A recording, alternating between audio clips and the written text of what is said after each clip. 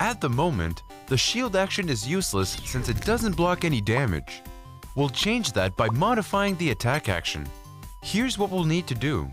First, we'll check the current defense value of the enemy.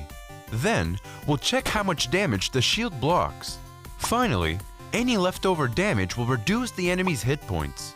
Now, let's take a look at the code editor. Thanks to our previous work, we already know how many hit points the enemy has and how much damage the player deals. We'll add a fourth variable to check how many defense points the enemy has. Name this variable enemy shield and assign it the value returned by getEnemyShield.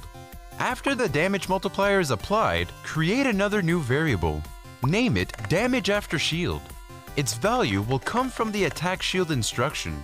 This instruction requires two parameters. First, the number of defense points the enemy has, and second, the damage dealt by the player. This instruction handles all the fancy math for us and tells us how much damage is left after the enemy's shield reduces the initial damage.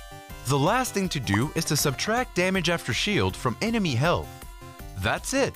We have our 3 action buttons. Our game now has 3 fully functioning inputs and various outputs in the form of visual displays. Run the game to see it in action.